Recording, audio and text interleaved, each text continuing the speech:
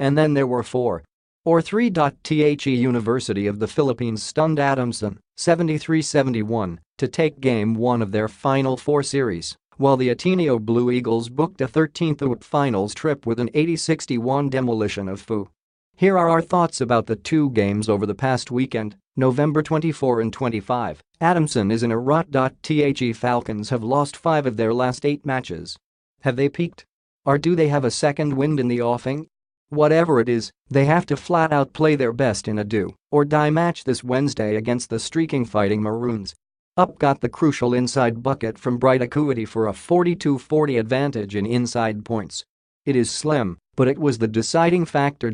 We have pointed out Adamson's lack of consistency, especially when it comes to their bench since the middle of the first round. Granted, Jerrick Ahanmisi struggled against UAAP, others should still step up. You cannot have Manganti and Papi Sarr only doing well. The shorter rotation means you need the main guys stepping up. And they need to hit some shots from the outside. They hit 1 of 22 three-point attempts. Head coach Franz Pumaren was saying that as bad as they played, they only lost by 2 points. Maybe he likes their fourth quarter comeback when they scored 28 points. I guess they are looking for anything positive at this point. Not sure how much they can spin that, but it is still a loss. No one will remember their stand or losing only by 2. The fact is UP 1. UP is riding a hot streak. What a win. There were shades of that Mackie Escalona to Doug Kramer to help Ateneo take Game 1 of the 2006 UAAP Finals versus UST.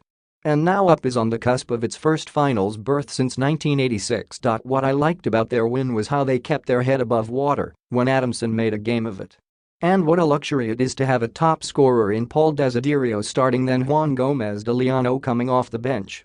You sustained that effort while Bright Akhuetie, even if he did only score 6 points, including the game winner, is steady. I cannot stress enough the importance of Akhuetie. He is a proven player dating back to his NCAA days.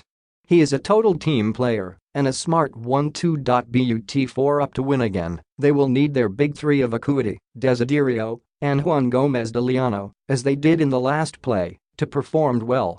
Now, flush with confidence, who is betting against them? Ateneo is flashing that deadly summer form. The Blue Eagles have found their groove and have flashed that deadly form that made them the consensus favorites to win it all. Ateneo repeatedly attacked that basket with 30, Ravina setting the tone with back-to-back dunks. The ball movement was superb and the offense, at least for the first 33 minutes, was devastating. And for the most part, Ateneo didn't step off the gas pedal, well, until the bench didn't perform well late in the game. FU was held to an average of 12 points for the first 3 quarters. They only did well in the fourth, when Ateneo emptied its bench. Ateneo played flat-out great defense. The Tams hardly had daylight.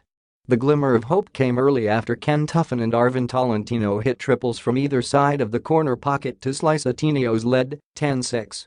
But that was it. When Angelo Cowam chased down to block FU's RJ Ramirez, who was ahead by several paces, I thought of 2 things. What a rim protector, and 2, this must how LaSallians felt when Ben Bala chased down Mike Nieto and blocked him in season 80. Again, on the defensive end, only 4 FU players did well shooting-wise. Barkley Abona, 3/4, LJ Gonzalez, 3/3, Alex Stockton, 2/3, and Arvin Tolentino, 2/4. But even that is misleading. Tolentino was shut down and battled foul trouble. Furthermore, he doesn't take 4 shots a game. He takes much more than that, so 4 field goal attempts isn't what FU had in mind. Stockton was thrown out for a disqualifying foul. As for Abona, more on him later. It was Ateneo at its ruthless best. And now they are back in the finals. That was a crushing loss for FU. They had a team that could have won it all. Unfortunately for them, they ran into some bad luck during the season. Tolentino was suspended for 3 matches. Prince Arizu got hurt. And that put a damper on their second-round campaign. And now they are losing all these veterans who carried them these past 2-3 years. In Tolentino, Arizu, unless he decides to play 1 more year. I think he still has a year left. RJ Ramirez, Jasper Parker, Richard Escoto and Axel Inigo. That's a lot. But what a painful moment of déjà vu for them.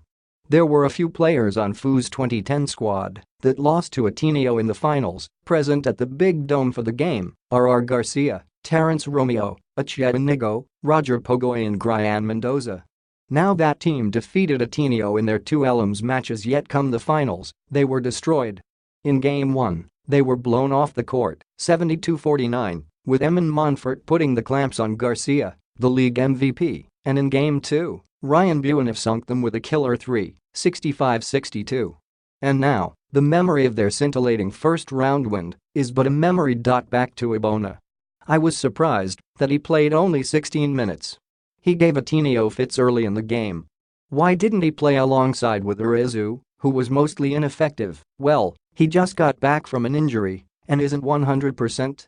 Why was Arizu sent to the bench when Kawam went to the bench? I thought that he should have stayed in the game because he was sorely needed to reduce that deficit. It is a painful loss. And now they head into the off-season in a rebuilding mode. But there's no shame for this team